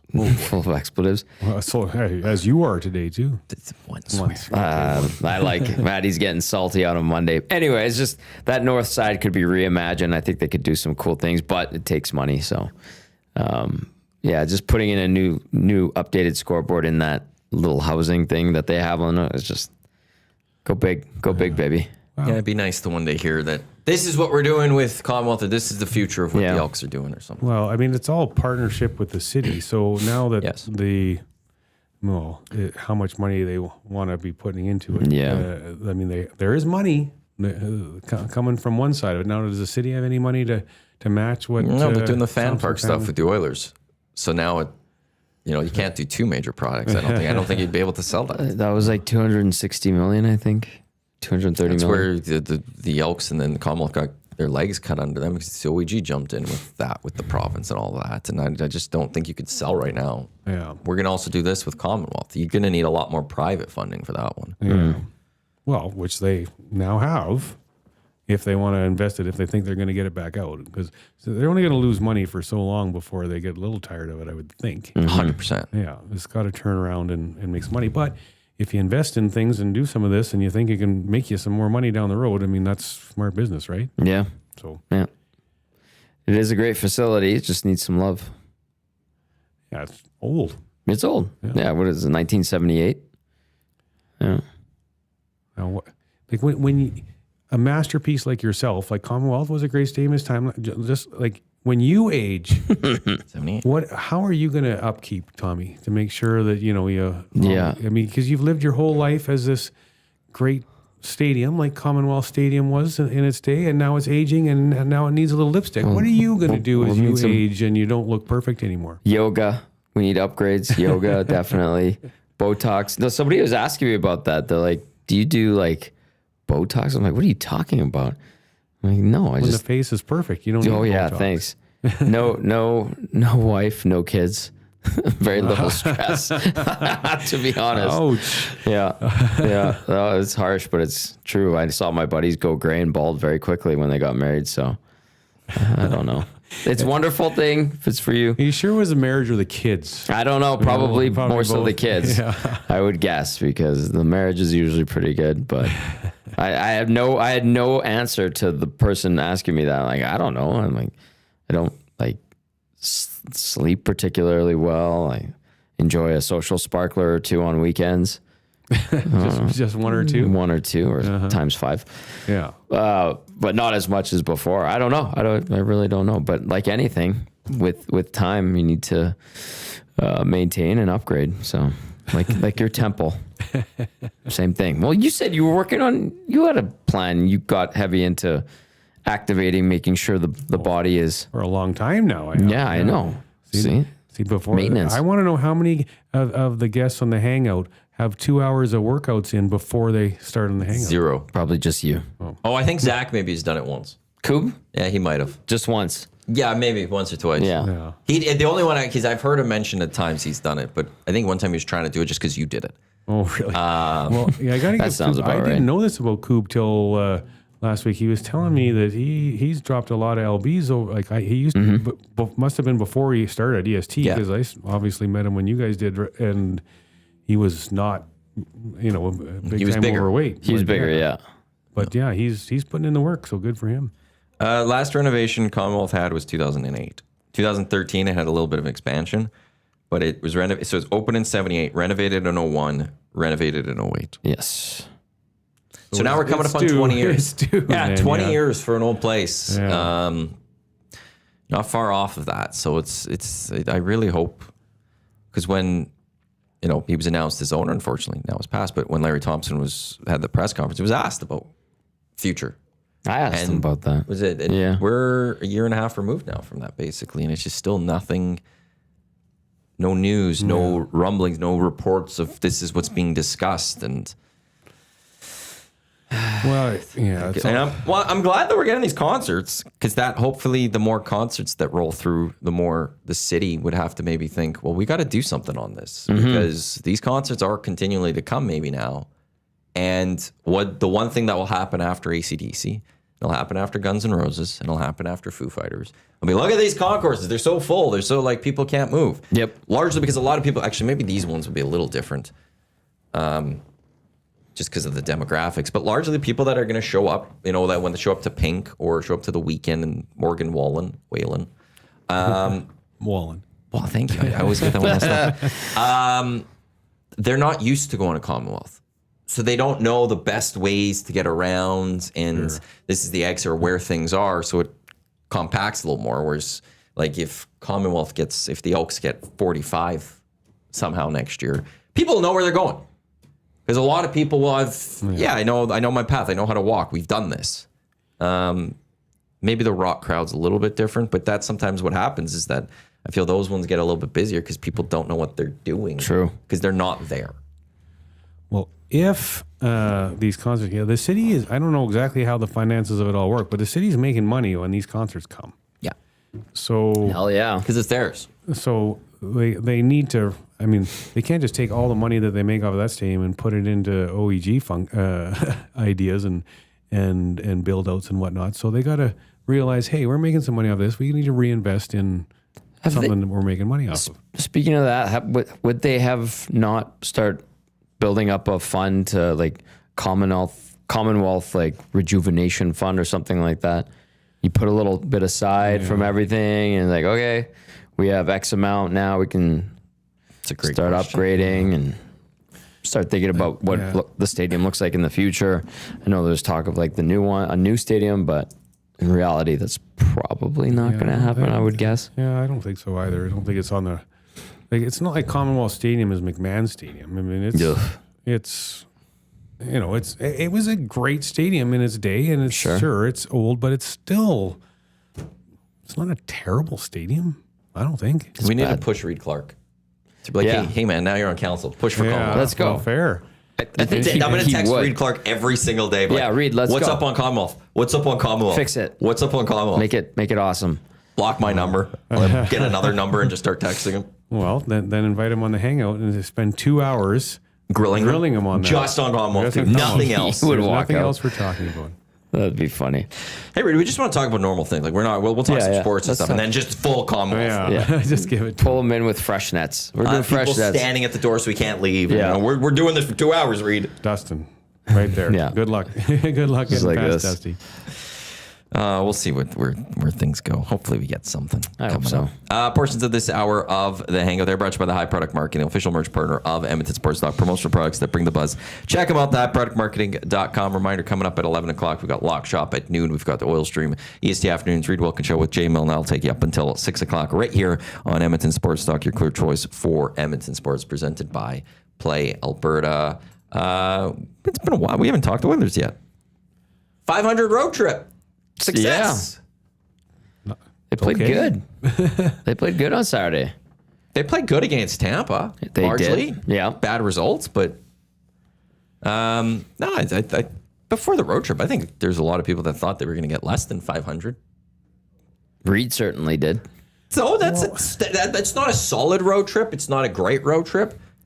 It's a decent road trip. They survived it. They survived it. And even on the road trip, the ups and the downs and the city's just so on edge with the Oilers, and they're so quick to just, they're so terrible. And then you know what? We haven't talked to them about them for an hour and whatever on the show because they won their last game. So it's like it's not the hot topic in the second because they won. So it's okay until Tuesday night now. We can breathe because they're turning the corner. They're going to start going this big winning streak. Well, it's just going to probably be like this for a while. Yeah. Still, I think. You know what's crazy though, Murray? Like they still haven't won more than 2 games in a row this year. Yeah. Which now they've won 2 games in a row a few times, but If they play the way they have the last couple games, like that tenacity was back in their game, and there's some hustle and a willingness to win puck battles. Yeah. They got a little bit of puck luck, and they ran into a really ice cold Sergei Bobrovsky, which is good that they took advantage of that. But yeah, I don't know. Like tomorrow, they could get their asses kicked again by Dallas, and we could be back to square one, Exactly. talking about how bad the goalies are and the defense sucks, and Will they have now there's Rantanen? injuries.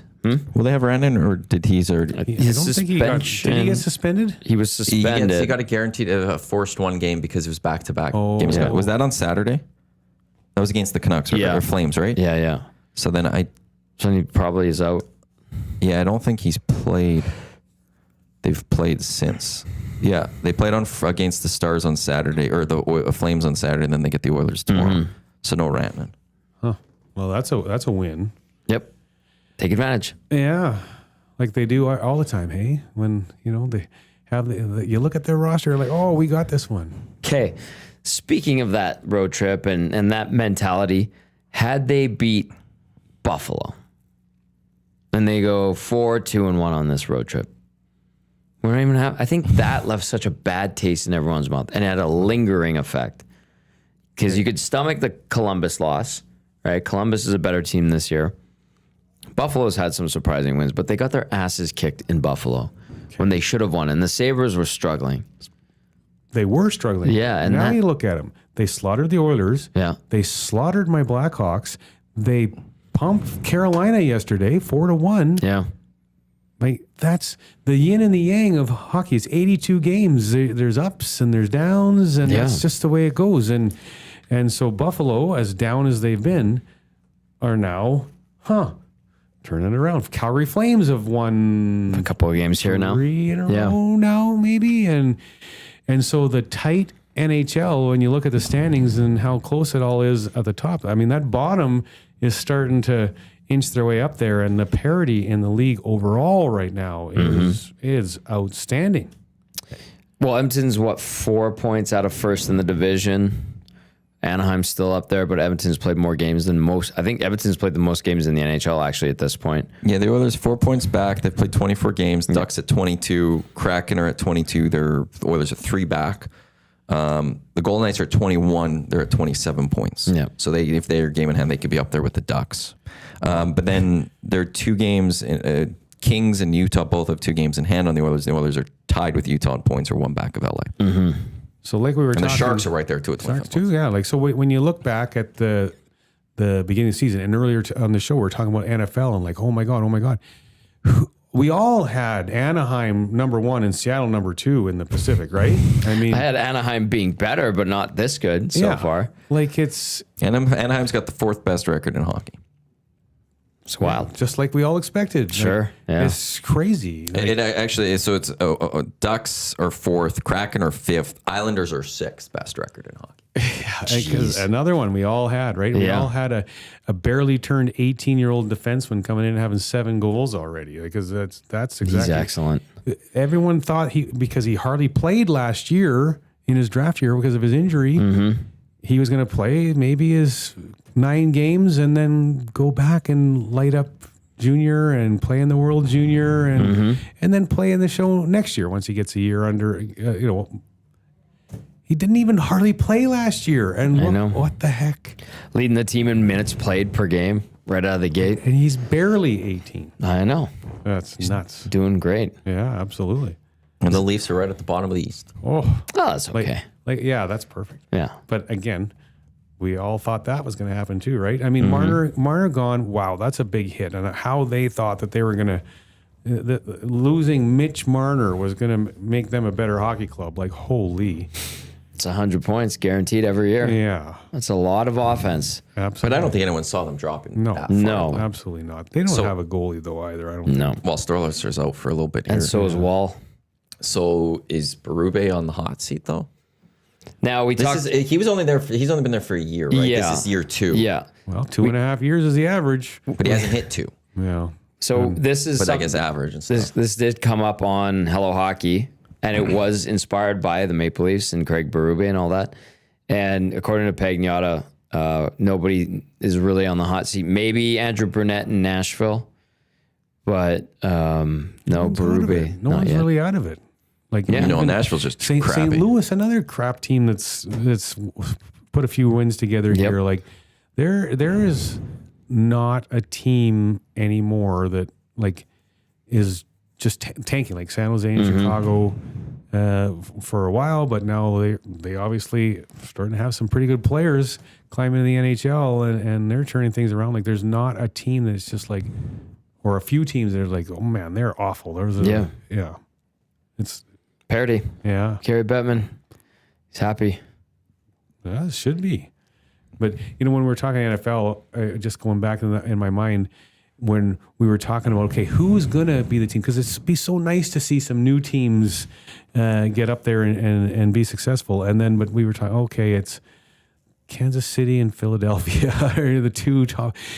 I mean, it could still end up that way. And the same thing in the NHL here. I mean, these teams like Anaheim, once playoffs come around, if they can carry it on for the full 82, are you really scared of them in the playoffs now? I mean, in another year or two, because they'll be it's still the Edmonton Oilers get in. The Edmonton Oilers have the experience. They've been there, done that, got the T-shirt the last couple of years to get to the Stanley Cup final. If they're playing each other in the first round of the playoffs, I think I'm picking Edmonton to win. Yeah. Agreed. Yeah, no, it's 4-6 for Hellebuck being out, but Edmonton, Winnipeg, both of the playoffs. Like I'm still expecting both those teams to be in a playoff spot when all is said and done. Sure. And even though West or East, like Florida's not in a playoff spot right now. The Leafs aren't in a playoff spot. Washington's not in a playoff spot. It's more Florida and Toronto, but I'll throw Washington in a little bit. I'm still not going to bet that the Leafs don't make the playoffs at this moment. There's just a little too much talent there that I think they'll eventually turn things around and climb their way back up, especially with how they're 4 points back of the last wild card spot. Yeah. Like it's right there. And Matthews too. The goaltenders are hurt. Matthews, is he back? I know he missed a few games recently with injury too. So they just lost he's still out, isn't Canadians, and in that game Matthews did not play. Yeah. So. Guy in a loader texting, by the way, 780-218-9999. Paris Jewelers inbox says Marner killed penalties and played the point on the power play as well. Good reminder. 1, 2, 3. He's an elite talent. He's a superstar in the NHL. Absolutely. As simple as that. Do you know who the 8th most tenured coach is in the NHL? The 8th most? It's the Oilers. It's Chris Knobloch. No, he's 10th. He's 10th. It's Andrew Burnett in Nashville, which is doesn't feel that long actually. But that would make sense. Like, because sometimes you just look at who's been around, who's been on the seat for a while. Isn't Marty St. Louis like 3rd? He's 4th. So it's 10th. No, is 10th. I know. Yeah. So John, 2 years. Only 3 coaches are not hired before 2022, and of those 3 coaches, none of them were hired in the 20s. So Cooper's 2013. Yeah. So he's been around. He's 961 games. Bednar in Colorado was 2016. Yeah. And then Rob Brendamore with Carolina 2018. Wow. Then you got St. Louis at 22, Bruce Cassidy in 22, Paul Maurice in 22, Carberry 23, Burnett 23, Huska 23, Knobloch 23. Knobloch is the 10th most tenured coach in the National Hockey League. I can see Burnett going. He just got to 2 years. Yeah. Officially 2 calendar years. What was it, November 12th, November 13th, something like that? Only 3 coaches have more than 300 games with that team. And that's Rob Brendamore 500, Bednar 7, Cooper's at 961. St. Louis only at 283 games coached. Well, those top three, they're not going anywhere anytime soon either. No. I do wonder about Cooper. Well, a little bit. The only reason I wonder about it, not saying they should, but it's those situations where what if the Lightning get knocked out in the first round again? Does Brisebois finally, like sometimes those GMs go, well, it's time to we got to do something. Yeah. And is John Cooper then hit the market? A lot of teams would fire their coach in a heartbeat for John Cooper. Yeah. As they should.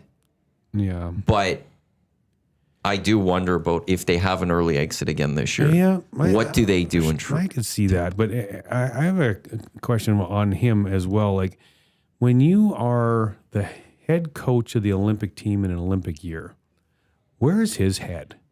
Like, how much is he focusing on his team? Because he's not just adding the time of day every day that he spends on the Tampa Bay Lightning. He's not just adding the Canadian Olympic team on top of that workload. He's taking some away from Tampa Bay and giving some of that time to the Olympic team. And True. That's a good how point. much of that is there? I mean, I don't know the answer, but it is certainly impactful. Yeah. Yeah. I would think so. But I think Pete DeBoer is on the Olympic coaching school. Yes. So, I mean, there's a guy that could probably take spend a some of little that extra. burden. Yeah. Exactly. That's for probably sure. a perfect time for all of them. Just like, Pete, you're focused on Canada. That's your Yep. job. Yep. And you're gonna be the point man of, hey guys, this, and we'll run things through you. But That could be it. you focus on this, and that might be just a blessing in disguise for Yeah. them and all that. That they could take a little bit off Yeah, and just, for sure. Pete, you've got to handle this That until is he true. gets hired. And yeah, I was going to say, till Brunette gets fired and he's the new head Nashville. coach in Nashville. Yeah. Oh, sorry. Oh, yeah.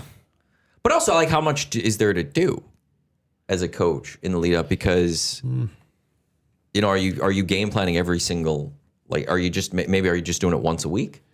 Like, do you need to be doing something every single day, or do you need to? Is that more January once you know the team, you start diving heavy? They're heavy duty into scouting. The team is not made, so they are piecing together. I mean, you look at like Bedard and Celebrini. You look at Islanders defenseman Schaefer. These guys are making a push to make the team. Tom Wilson, a lot like there's starting to be a lot of noise at Tom Wilson. I'm starting to almost expect he's going to be on the team. Yeah. But then even other guys, like the guys on his own bench, are not having good years. So Konechny's not going to be on See, the like team again. Konechny, I could see being off. Obviously, Mark Stone being injured and older, and he looks slow. Yeah. At Four Nations face-off, just I think time and injuries caught up to him, and he's Yeah. getting older. Would you like the team? Sorelli, Sorelli, You but he's know. on Tampa Bay. He's not going to I know, tell but Sorelli he's But how much does he get to say? Right? And that I don't know. Like, because you have Doug Armstrong and his management team.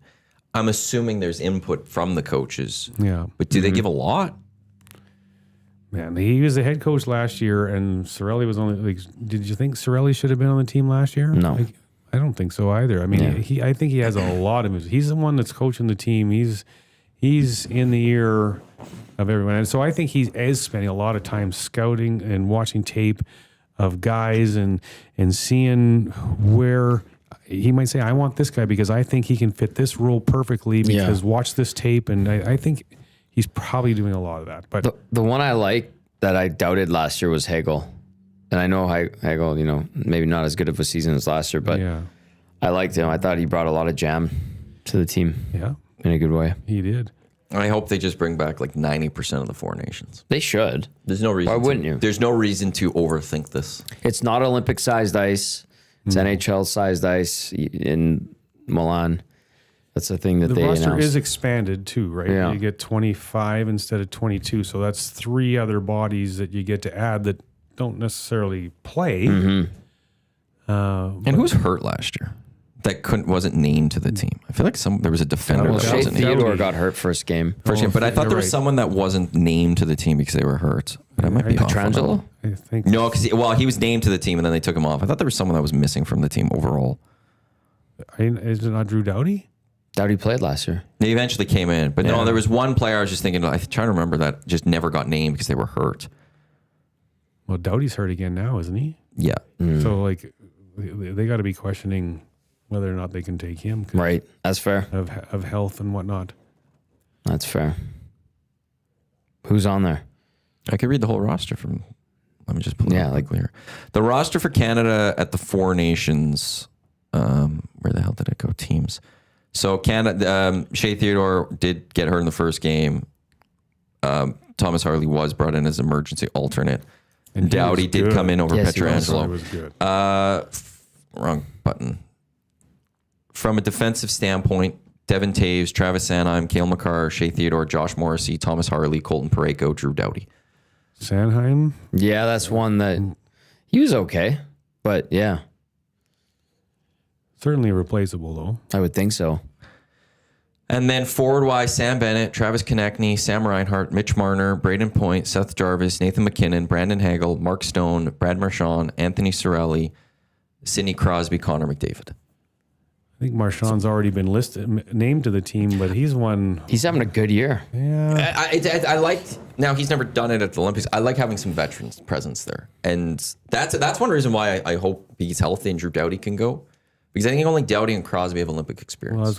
Olympic experience. I was gonna say, like, you don't think that Sidney Crosby and Connor McDavid have some experience? The Olympic experience from Olympic, 10 and 14, like of what it takes to go through the Olympics. Yeah. I don't know if they're staying at the Village or if they'd stay somewhere else, but doing that, dealing with the everything that's happening at Olympics, those are two guys that have done it. Mm-hmm. And I think having a little bit of experience in that would go a long way. And then goalies, Hill, Montembeault, and Binnington. Yeah, Montembeault was absolutely not going. They need to put Thompson on there. Yeah. This text says Anthony Cirelli is just getting the Eric Brewer Team Canada treatment. Shouldn't be there, but is there because he knows someone. That was like Halo special. I agree. 2002 Olympics, 2004 World Cup, and I think 06 Olympics as well for Brewer, if I'm not mistaken. Yeah, I'll confirm. Like, Brewer was a pretty solid defenseman. I don't like Cirelli doesn't do much for me. I'm with you on that. Yeah. Yeah. And I remember Sanheim in the tournament too. I was like, wow, there's better players that could have been there than Sanheim. But okay, let's see. Eric. But with the expanded, like how many was at the Four Nations? 22. Was it 22 at Four Nations? It's 3 extras. So really, in one way, you could just bring all those guys, and you're adding 3. You got to add more than 3 because Scheifele's going. You can't keep Scheifele off the team. And I don't know. It's well, yeah, but so there's 22. I could see 19 of them returning. yeah. Well, Montembeault is not going. Yeah. Absolutely not. If he's not even the starter on his own NHL team, he's not going to the. I still also Olympics. believe that one doesn't matter. Right. If the third goalie is an issue, like I guess actually I should change that. Who is goalie number 2? That's actually going to be who gets. Is it going to be Aiden Hill still, or does it Logan Thompson if he replaces it, take that? He spot? should be. Like, Well, and it's not like Binnington's had a great year, and sure, he's got to go in as the starter. He's the starter. He is the starter now, but I mean, if he doesn't show in those early game or two. yeah, but the only thing is, like at the Four Nations, you're playing good nations the entire time. Right. Yeah, that original round robin, I think we got Czechia as our hardest one of the Yeah, three. that's so I'm gonna pull it. I don't just, Brewer did not play in the 06 Olympics, by the way. I just checked it. men's tournament 2026. So our group, the Czechs, Switzerland, and France. There shouldn't be issues. There should not be issues. There shouldn't be. So Binnington should be able to, like, unless they lose, Binnington's the goalie going into the knockout. Yeah. And then the only thing with that is it's direct, you lose, you're out. And So unless he falters and loses a game, do you think he plays all Or gets 3 in hurt. the first round robin, or you think they give someone else? I'm not sure. I don't how think this is far World Junior way where you split. split the. You wouldn't. Give him, I think they might. give the second goalie the game 2, Yeah. and then 1 and 3, just so he doesn't get burnt out. Yeah. Well, so they I think play. they might actually do that. Okay, so yeah, okay. They play back-to-backs. They play Czechs, then Switzerland. So maybe you switch, and then you play on the 15th. But that said, you also have Team Canada still in front of you. True. Fair. And Switzerland does. I mean, They're feisty. They're feisty. They don't give Yeah. up, and you What happened in don't 14? typically blow them out. When No. on paper you should blow them out, but just something about Switzerland that just we're not They're going to good. lose, but I could see it being like 3-2. Sure.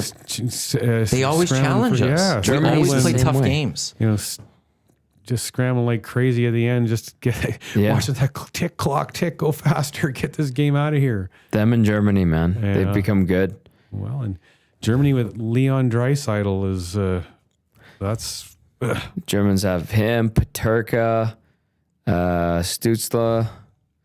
Who else would they have? well they named that stud Chicago Blackhawk former player that got traded to the Canucks, that the Canucks are already trying Hugh to trade. Lucas Reichel. Oh, Reichel. Yeah, that's right. And they named him to the team. And Vancouver's had him for a month, and he hasn't got a shot on goal in 6 games, so he's healthy scratching. Now they're trying to trade him, and they've had him for 6 weeks. People are getting excited about him here. I remember when he was on the market, it's like this.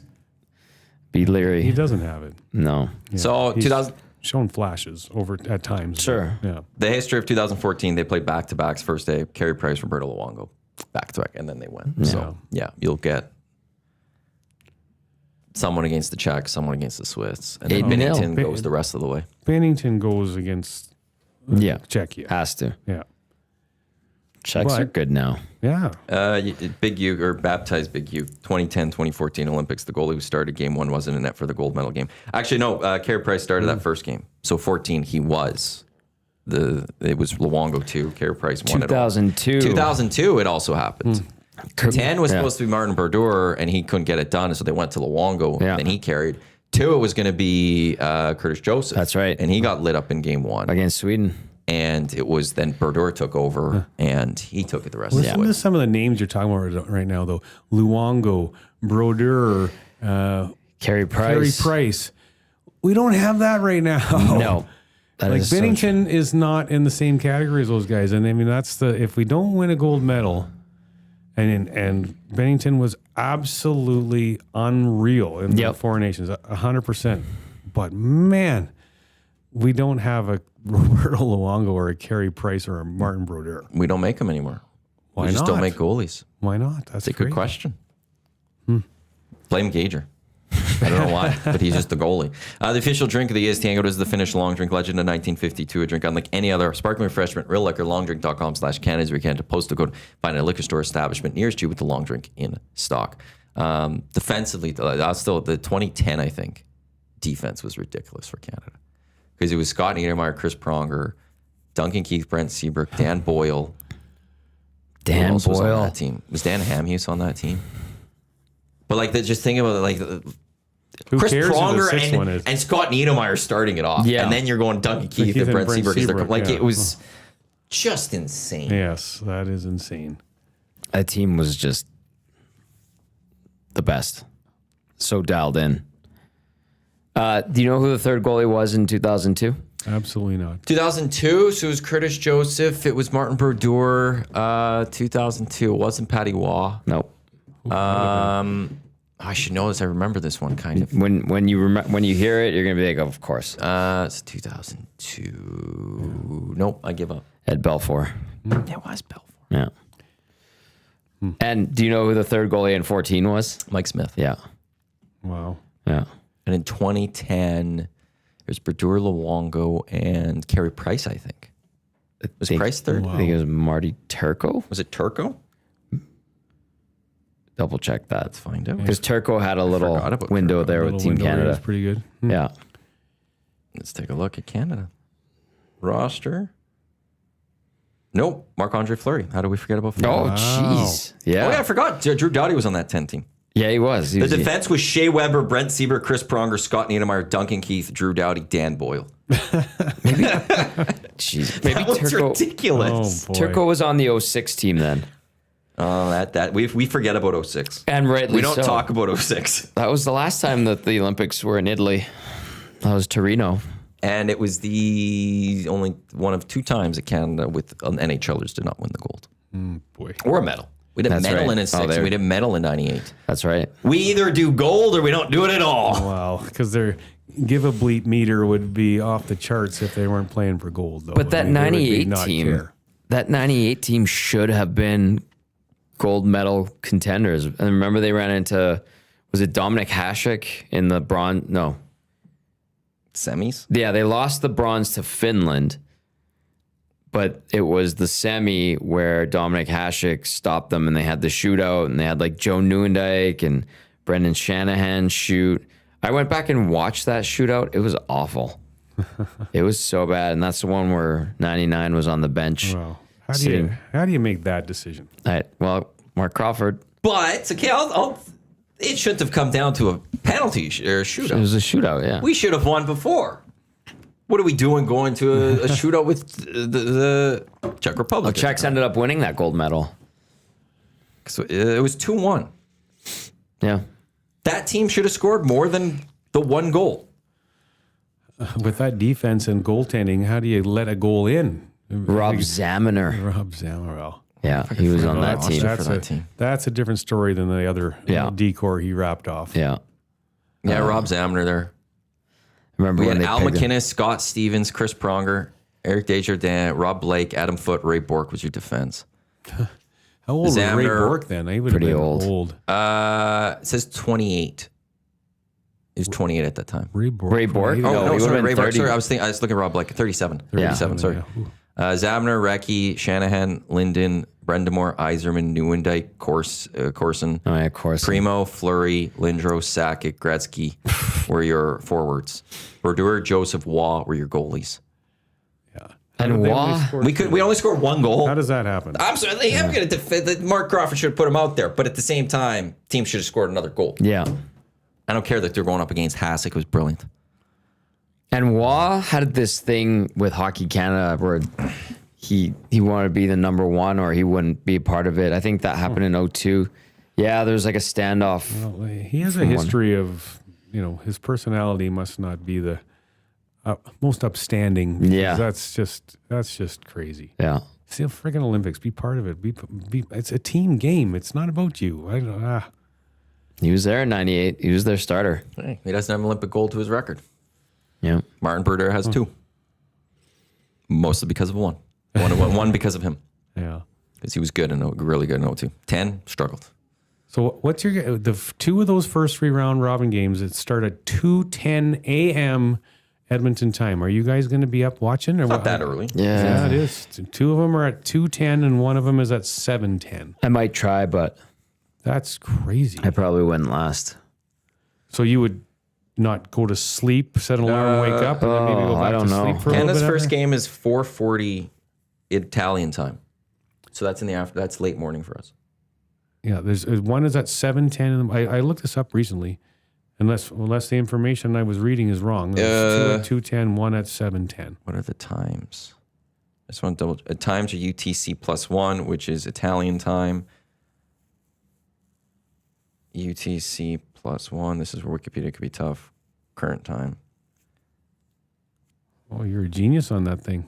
He's very good. UTC +1 it's right now 6:41. So 8-hour difference.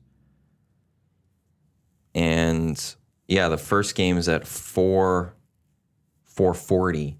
So it'd be at 8:40. 8:40 a.m. AM. Oh, maybe it was Then, 2. yeah, then maybe I'm the watching. other two are at 2:40 The then. first game is at noon over in Italy. So take away 8 hours from there puts you early in the That's morning. like 4 in the 4 in morning. the morning then. The second game is at 9:10, so it's even later. And then the third game is at 4:40 again, so at 8. So we get late mornings, early afternoons for the 4:40 is knockout. no big deal. Then you get out to the. If they should advance directly to quarterfinals, depending what quarterfinals, it'll either be 12:10. So again, take away the 4 o'clock, whatever in the morning. Then that's 14:06. Semis is the same thing as 4:40, 20, and then 9:10. Gold medal game is an early one though. That one's at 2:10. So like 6 here or something like that. So there's nothing That I'd wake up There's for. nothing that Absolutely. super early.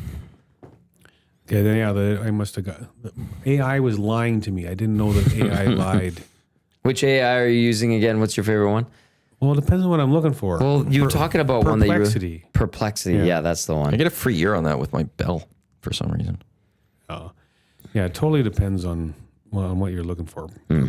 Perplexity, more doctor stuff. More technical stuff, more detail history type stuff. Yeah.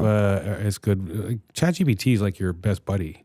You just have a conversation and carry on. I mean, it's pretty. ChatGPT is pretty fun. Is it? But yeah.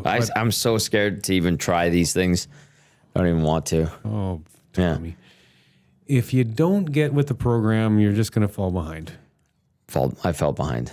Well, Have you tried Grok? I do not know what grok is. I think that's the Elon Musk one. That's the Twitter one. Yeah. Twitter one, yeah. Oh, no. I haven't tried that one yet. I use Copilot a lot too on Microsoft. That's Microsoft, yeah.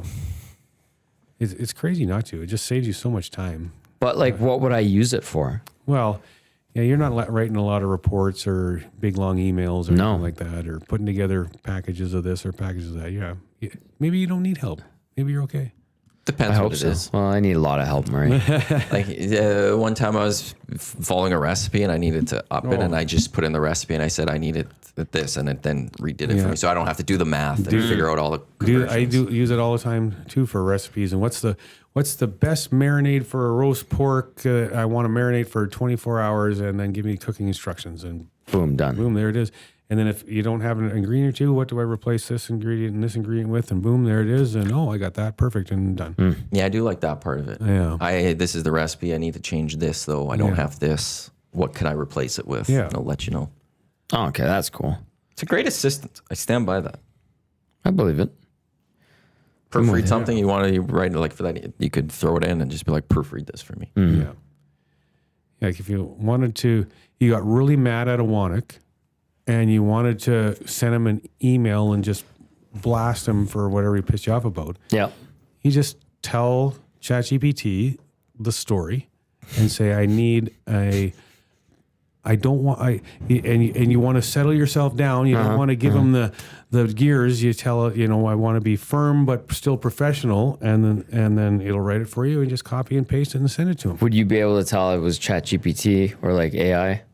And then would he respond and then do the same thing? And basically Absolutely. we It's have an AI conversation. AI proxies like talking to each other. Yeah. That's a good question. I wonder if I would be able to detect AI reading Instead it. of being like, Maddie, you pissed me off. And then he'd be like, you pissed me off. And then we hash it out and it's all good. The only thing I know that there's the AI generators where you could put your text in and see was this AI generated. But if something's put online, it like then detects that it's AI or something. I don't know, there's something because I know there's people. I think it was Evander Kane who posted his thing. People are like it's AI generated, but then it came out that it, like from some other people that were understand better were like. But since he posted it online, when you do that generator, it makes it look like it grabbed it from online, so it confuses it or something. So those AI generator things aren't always accurate either. Interesting. To Dr. Octogan, he puts the capital G in there, so I don't know if it's Octagon still.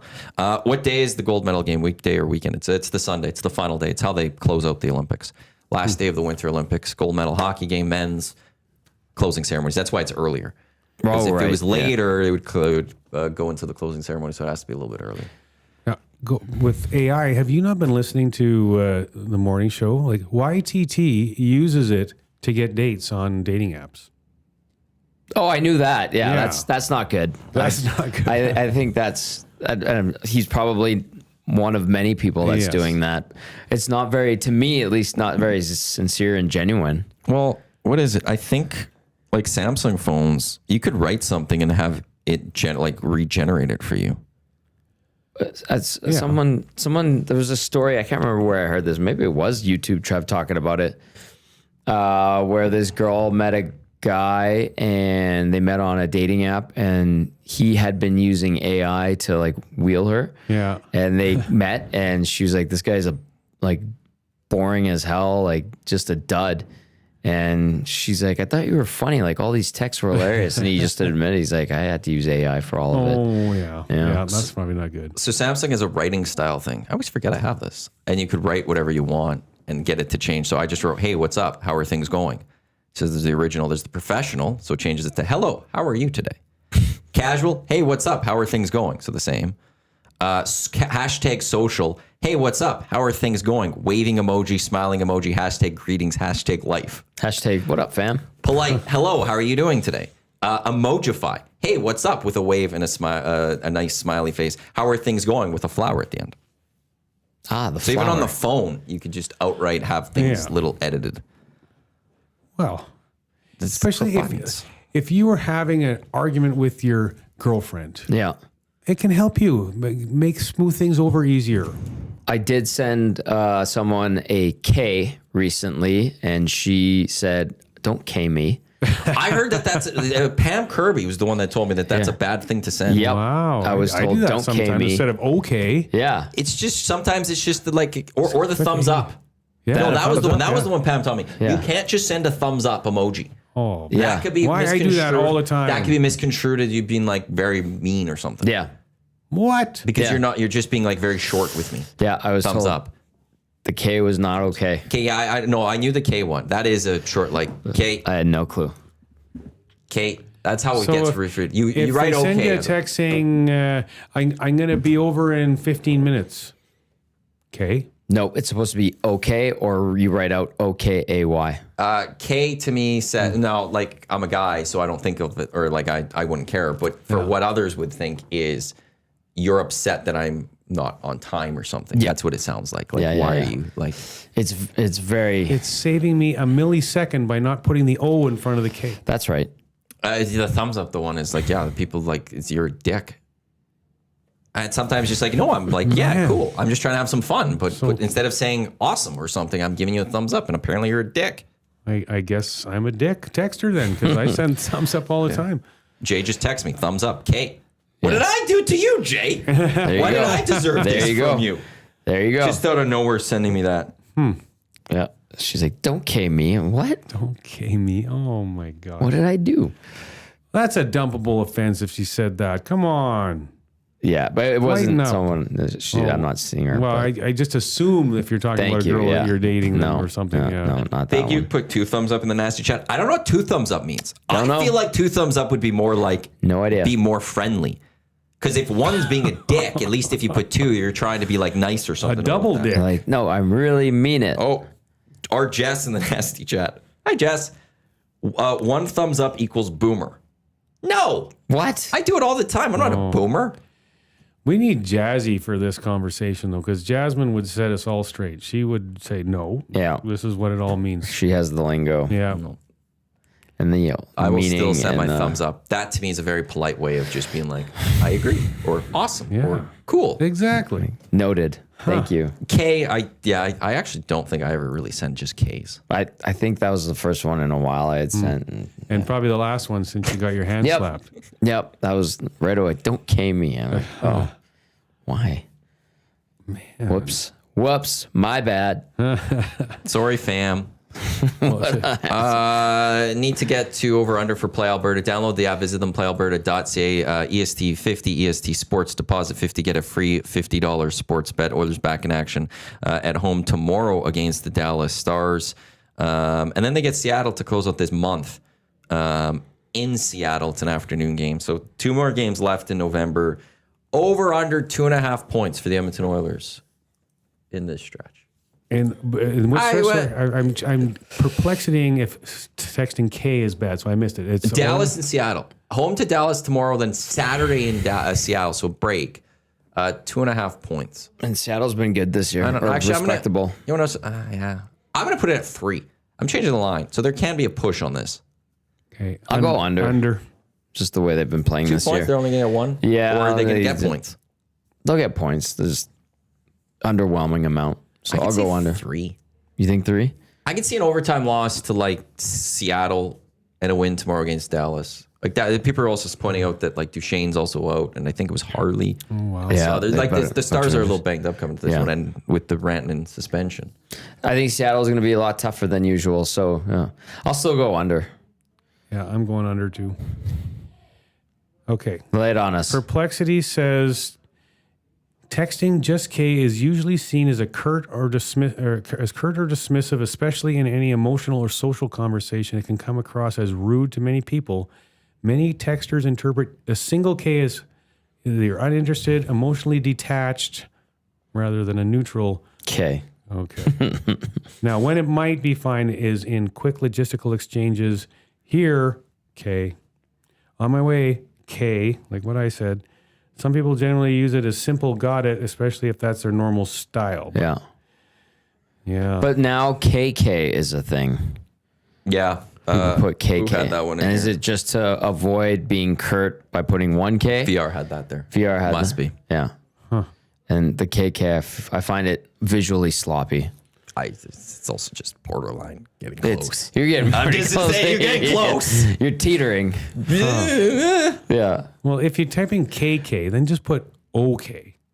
Yes. Yeah, you know. If it's 2 letters, you're not saving any time. But OK might not. It's not AY, so OK might be still a little curt to some I think people. OK is acceptable. I don't know. What about OKAY? That one's like a thorough, like, Yeah, now okay, you're- I'm on, I got you. You're writing this out. Yeah, Yeah. I've learned Jess that as well. also says give her an okie dokie smoky next time. She would like an okie dokie smoky. I'll give her an okie dokie smoky when I do the hit with her today. On the bear. I don't know if it was for her or for the person you were texting. An okie dokie smoky? Yeah, I don't know if she's saying give it like give her like the other person. Not Oh, give Oh, Jess. this is Jess Jackson? Yeah, Jess. Yeah, no, she's not Jess saying give her that, Jackson. but you might Oh, want to do okay. that today. But no, give the next time you're texting instead of K, send a okie dokie smoky and see how that goes. You would say that, Jess. Okay, I'll try You it. can't get mad at that one. No, That's a fun one. That is a fun one. Okie dokie smoky. But unserious. You're not serious enough. Evidently. Yeah, that might be the thing. Yeah. Now you're being too playful. Wow. Yeah. Wow. That's it for the EST Hangout presented by Sentinel Storage, Canada Storage experts. Check them out, sentinel.ca for a convenient location nearest you. We've got Lock Shop, we've got Oil Stream, we've got EST Afternoons, we've got the Reed Wilkins Show with J-Mill. That's all coming up until 6 o'clock and later tonight on audio streams. We also have MCTV and the Pipeline Show. Murray, thank you very much. All good. On behalf of Tommy, Murray, I'm Matt. Thanks for tuning in to the Hangout here on Edmonton Sports Talk, your clear choice for Edmonton Sports, presented by Play Alberta. Lock Shop coming up in just a few minutes. Don't go anywhere. Let's go. There you go, right in front of the camera. First-time guest, long-time listener, fan of the original draft commissioner. Welcome to the EST Hangout presented by White Claw Hard Seltzer. The difference is clear. Matt Iwanyk, Tom Zola with here, joining us today.